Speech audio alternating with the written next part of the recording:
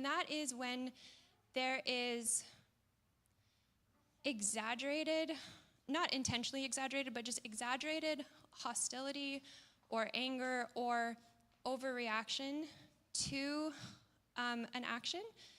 And that would be like, for example, the small boy throws a toy at his sister, and the guardian yells at him and says, "You're a monster for throwing that toy at your sister." Okay, this is kind of an extreme example, but that would be an unrelated consequence that leaves a negative and lasting impression on the child. Okay, so the brain reacts to healthy shame just very matter-of-factly. It reacts to toxic shame by this incredibly intense thing, which is that it takes from that instance that the whole person is flawed and that this is an unchangeable fact. Okay, so of course this isn't just like a one-time occurrence. This is repeated. So we do have to understand that this is a more intense thing. It's not just like, you know, one time you accidentally yell at your kids. Like, this is a repeated thing.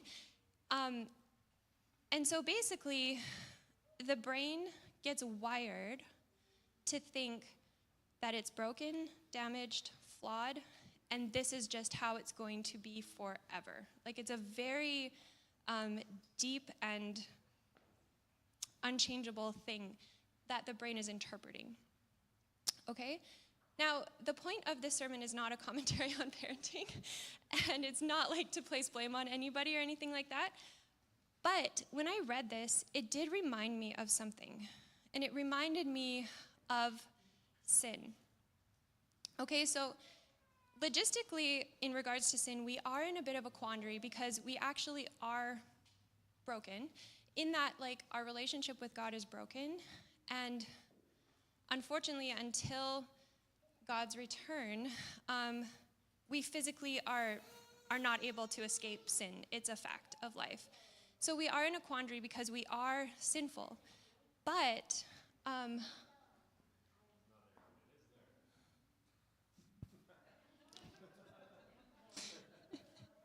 so sad. It's okay, it's just like black and white slides, but anyways, I put in some pretty fonts. So we are in a bit of a quandary, but the way that what this reminds me of is that a lot of humanity, and maybe all humanity, even if you don't necessarily feel this at all times, we are walking wounded. So we are in this place where sin and the adversary are constantly accusing us. Point in case, I guess. Okay. The adversary is constantly accusing us of being too broken for God to love us anymore. And we can see through brain science that it's not a far cry for humanity to believe that lie. Even though we may know better, for some reason intrinsically, we're walking around nervous that one day someone's going to find out that we are irreparably broken, that we are irreparably damaged, and they're not going to love us anymore. And the thing is that that's not the truth that God is telling us, because yes, we are sinful, but through Christ, we have hope. And so we're going to come back to that in a few minutes, but if you're like me and you're caught wondering sometimes, why do I feel consistently like a failure? Why do I feel consistently broken?